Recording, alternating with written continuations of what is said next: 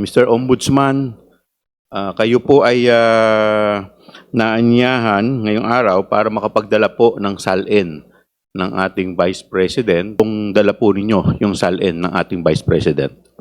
Magandang umaga po. Dala po namin ang mga SALN na hinihingi po ng komite. Ang kanya pong declared net worth nilang mag-asawa ay 71,058,841. Tama po ba? Do you confirm this? Your Honor, based on the 2022 SALN submitted by the Vice President, wala po nakadeclare na na cash on hand or bank deposits. Pakisiguraduhin po ninyo, baka namamalikmata lang po kayo. Your Honor, based on our second reading, wala din po talaga nakalagay na cash on hand or bank deposit. At noong 2019 at 2024, kahit na 5 po, wala po siyang dineklara na cash at saka cash on hand. Tama po ba?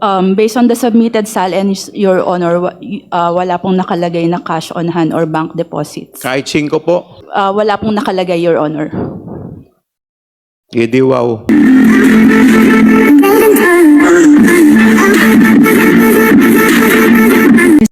The floor is now open for clarificatory questions of the justice members. Madam Chair. The Honorable Chua is recognized. Thank you, Madam Chair. Madam Chair, since nandito na po yung ating ombudsman, base po sa imbitasyon ng subpoena na itong committee, pwede po ba ako mag-proceed para sa aking clarificatory question? You may proceed, Honorable Chua. Thank you, Madam Chair.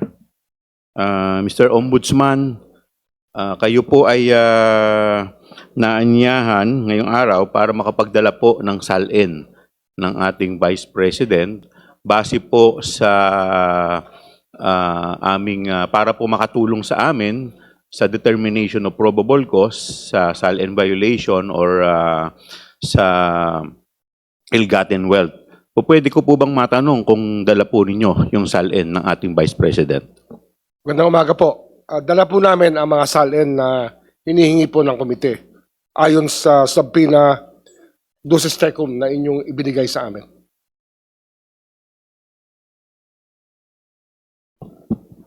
May we direct the committee secretary to receive the copy of the SALNs which are being submitted by the Office of the Ombudsman so that the same will form part of the records of our proceeding. Ombudsman? Bago ho nagsimula ang ating pagdinig, ibinigay na po namin ang mga kopya ng subpoena, ang mga kopya ng mga dokumentong hinihingi ng komite sa amin. The committee notes that the Ombudsman already submitted ahead of the commencement of this proceeding. Honorable Chua? Thank you, Madam Chair.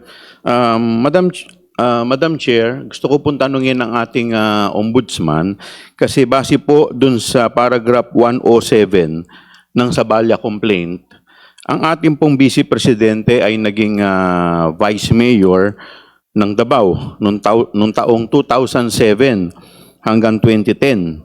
At siya rin po ay naging alkalde ng Davao mula 2010 hanggang 2013, 2016 hanggang 2019, at 2019 hanggang 2022. But I notice, Madam Chair, ang naibigay lamang sa ating mga dokumento dito ay mula 2016 hanggang 2024. Pwede ko po bang malaman nasaan po yung SALN nung taong 2007 hanggang 2015 nung ang ating pong Vice President ay Vice Mayor at Mayor ng Davao?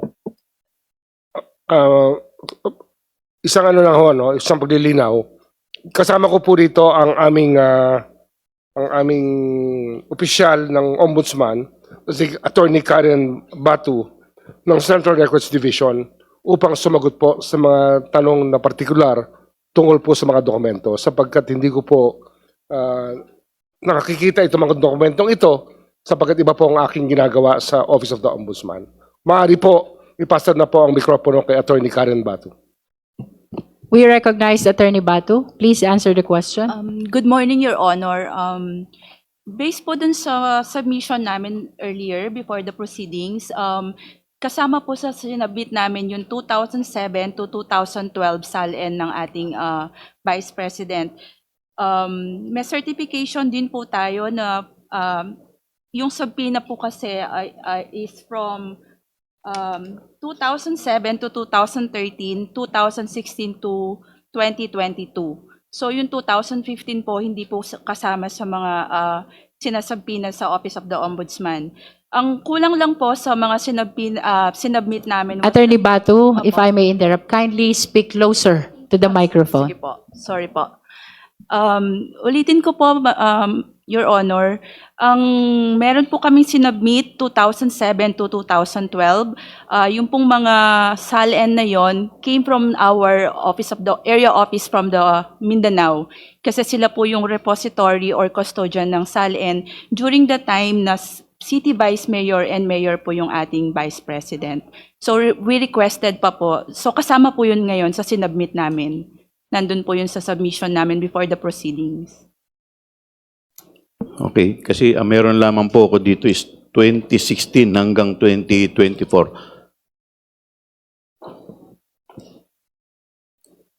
Kasama po yun sa binigay po namin sa COMSEC ngayon. Okay. Anyway, with that, siguro magsisimula na lang akong magtanong from 2016 to 2024 dahil yun lang ang meron akong record dito at hindi po sa akin na ibigay ng... If I may interrupt, Honorable Chua. COMSEC, please be directed to provide copy of the SALN submitted by the OMB to the justice members. 1 And minute later recess. to the complainant and the respondent. Thank you. 2000...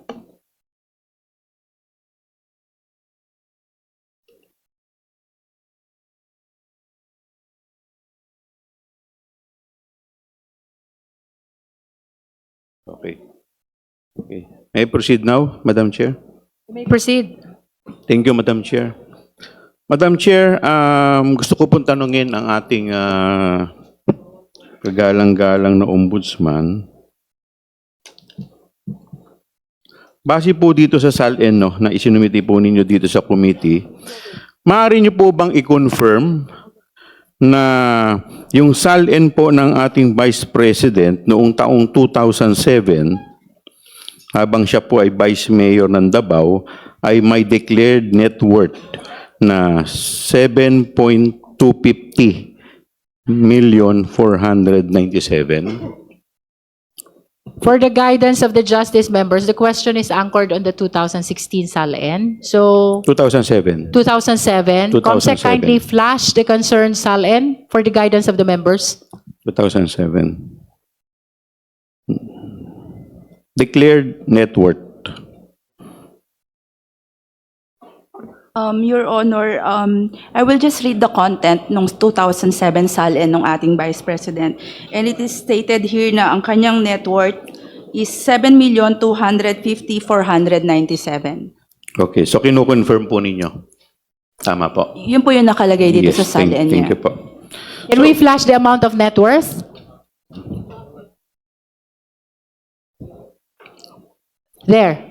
7,250,000. All right. So dito po sa 7,250,000 sa kanya pong SALN, magkano po yung kanyang dineklara na cash at saka cash deposit?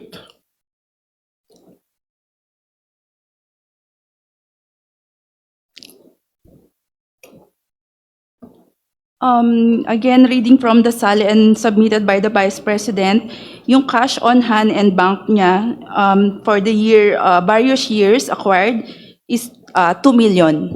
2 million. Okay, thank you po. Doon po sa kanyang 2008, sabi po niya, ang declared net worth po ng ating Vice President at that time, Vice Mayor po siya, noong 2008, is 18.493,616.65. Tama po ba to? Do you confirm this? Your Honor, based on the 2008 submitted SALN, the net worth of the Vice President then is 18,493,616.65. Okay. At magkakano naman po ang dineklara niyang cash at cash deposit po sa kanyang SALN noong 2008? Ang declaration po niya dito sa kanyang 2008 SALN is 2 million din po, Your Honor. 2 million ng cash. Salamat po. Punta po tayo sa kanyang SALN noong 2009 habang siya po ay Vice Mayor ng Davao. May declared net worth po siya na 18,821,264.65. Tama po ba?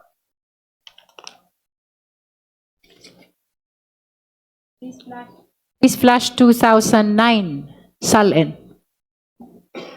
Your Honor, again, reading from the 2009 submitted SALN of the Vice President, ang kanyang net worth then is 18,281,264.65. Ano po? 18 million 281,264.65. at 281, sorry. Okay. At magkakano naman po ang kanyang dineclare na cash at cash deposit po dito? Based on the submission of the Vice President, the cash on hand bank was 2,800,000 po. 2,800,000. Maraming salamat po. Dumako naman po tayo sa 2010 na SALN ng ating Vice President habang siya po ay Vice Mayor ng Davao. Meron po ditong nakadeclared na net worth na 16,242,886.65. Kinukumpirma po ba ninyo to? Your Honor, again, based on the submission of the 2010 SALN by the Vice President, her net worth then was 16,242,886.65. Maraming salamat po.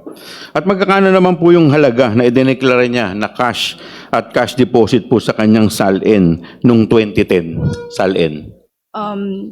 Based on her submission, the cash on hand bank during the time was 3,661,622. Alright, maraming salamat po. Dumako naman po tayo sa 2011 na SALN po ng ating Vice President habang siya po ay Vice Mayor ng Davao. May declared net worth po siya na 14,271,148.45. Kinukumpirma po ba ninyo to?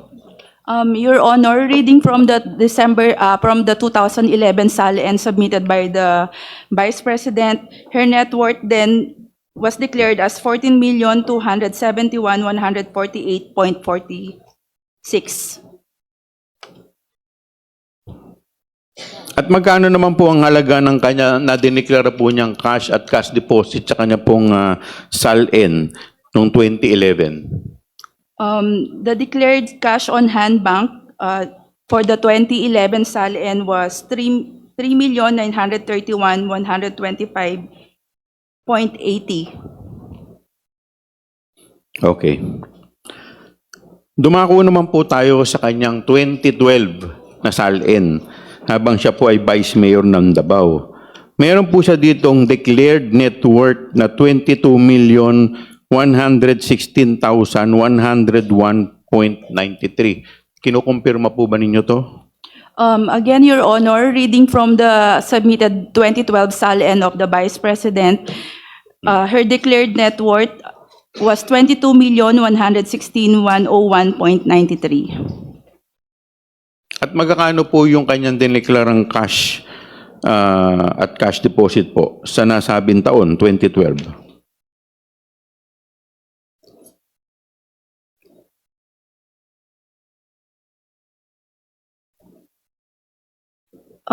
Your Honor, yung declared cash on hand bank niya for the 2012 SALN was 4,320,532. Okay, maraming salamat po.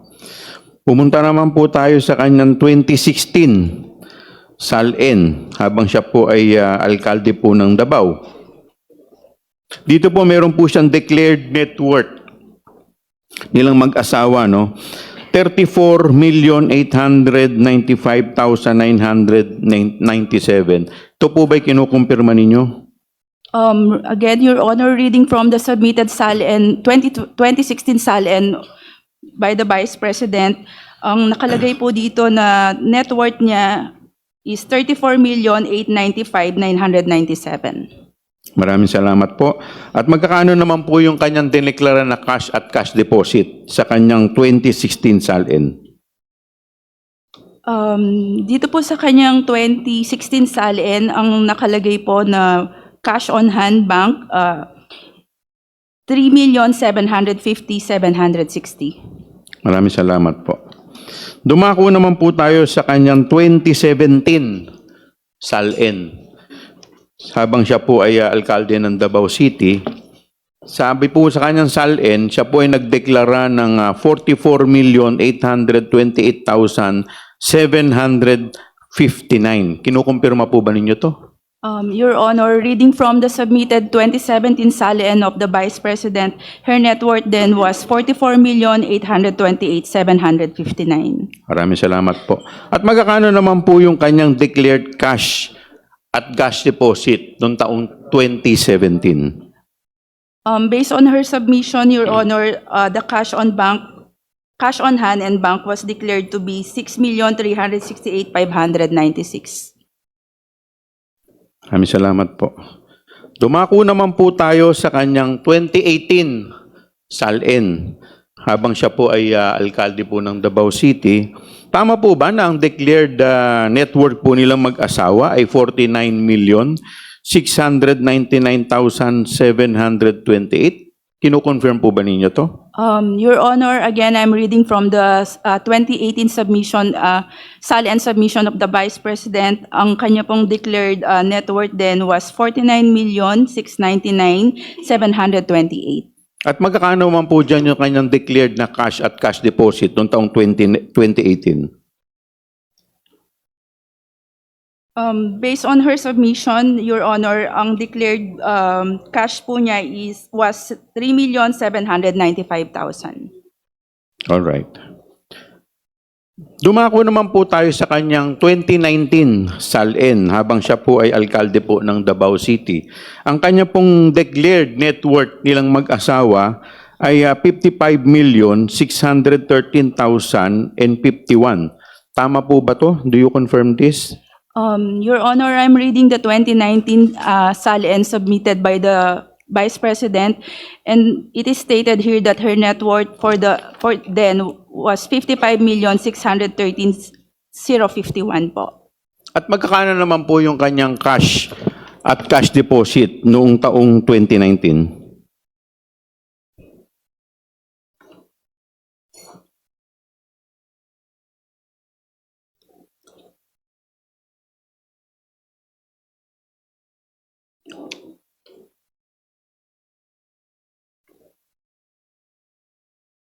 Your Honor, based po dito sa submission niya ng 2019 SALN, wala po nakadeclare na cash on hand. Wala or po, bank. walang cash or cash deposit na dineklara? 2019. Tignan po ninyo na maigi.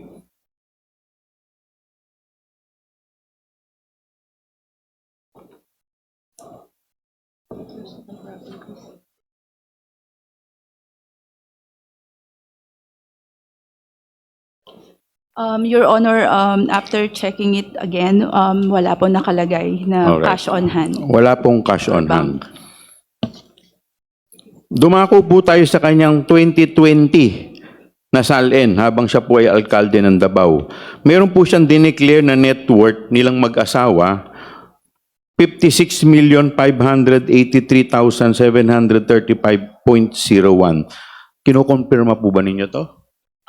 Your Honor, again, reading from the submitted 2020 SALN of the Vice President, ang declared net worth po niyan at the time was 56,583,735.1. At magkakano naman po yung kanyang cash at cash deposit noong taong 2020?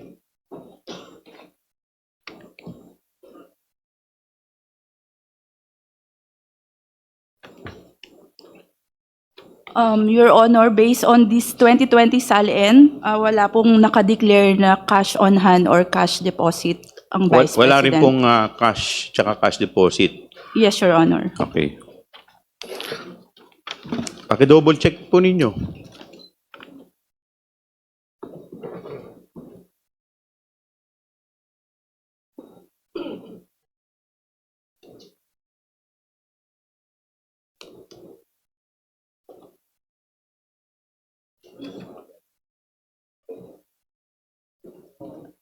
Your Honor, after checking it, we can confirm na wala pong nakalagay na cash on hand or deposit na declared sa 2020 SALN of the Vice President. Okay, thank you po. Punta po tayo sa kanyang 2021 na salin habang siya po ay alkalde ng Davao. Ang kanya pong declared net worth nilang mag-asawa po dito ay 65,308,841. Tama po ba? Kinukumpirma po ba ninyo to? Your Honor, again, I'm reading the 2021 SALN submitted by the Vice President at ang declared net worth po niya was 65,308,841. At magkakano naman po yung kanyang declared na cash at cash deposit sa kanyang salin noong 2021?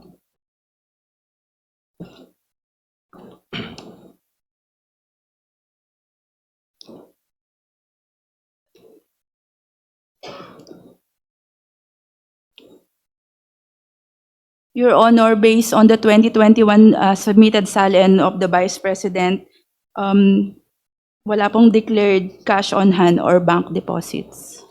So 3 taon na po na wala siyang declared, 19, 20, 21, tama po ba? Based on the submitted SALN, Your Honor. Okay, thank you. Dumako naman po tayo sa kanyang 2022 na salin habang siya po ay Vice President.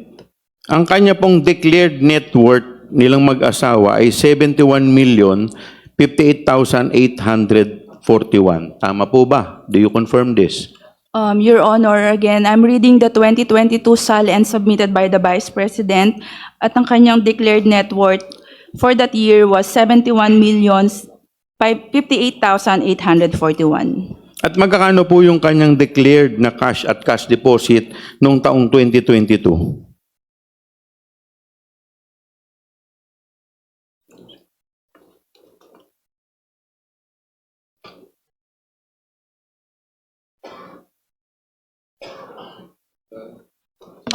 Your Honor, based on the 2022 SALN submitted by the Vice President, wala po nakadeclare na na cash on hand or bank deposits. Pakisiguraduhin po ninyo, baka namamalikmata lang po kayo. Give us a few seconds, Your Honor.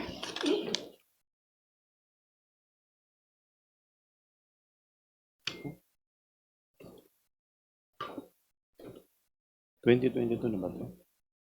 ito? Okay. Your Honor, based on our second look for this SALN, wala din po talaga nakalagay na cash on hand or bank deposit. Okay, so pupunta po tayo sa 2023. Dito po, meron pong sa kanyang SALN, meron po siyang declared net worth nilang mag-asawa, no? 77,508,841. Do you confirm this?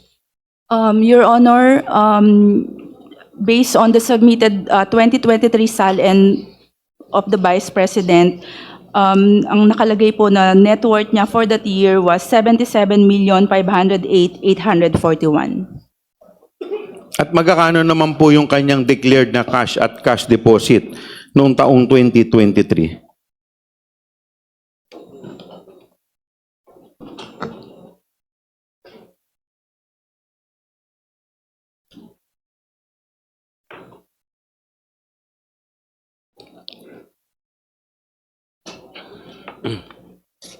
Your Honor, based on the 2023 SALN submission by the Vice President, wala pong nakalagay na cash on hand or bank deposits declared.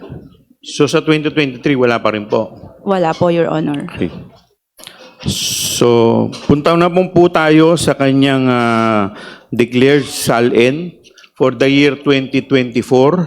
Ang sabi po dito, meron po siyang declared net worth na 88,512,370.22. Tama po ba to?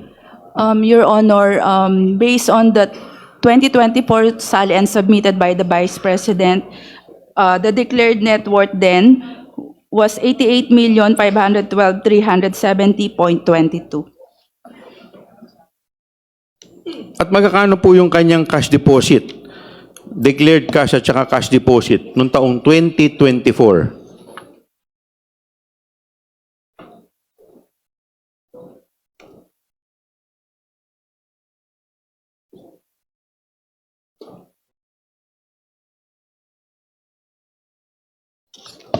Your Honor, reading from the 2024 SALN of the Vice President, wala pong nakadeclared na cash on hand or bank deposit for that year. Wala pa rin po. Yes, Your Honor. So sa madaling salita, yung kanya pong cash na dineclare was only from 2007 up to 2018. Tama po ba? Based on our received copies of the SALN, Your Honor, yun po yung lumalabas na years na meron po siyang declared cash on hand and bank deposits. At noong 2019 at 2024, kahit na 5 po, wala po siyang dineklara na cash at saka cash on hand. Tama po ba? Based on the submitted SALN, Your Honor, wala pong nakalagay na cash on hand or bank deposits. Kahit 5 po? Wala pong nakalagay, Your Honor. Edi wow. Thank you po, Madam Chair. Thank you, Honorable Chua. Any other member who wish to raise clarificatory questions?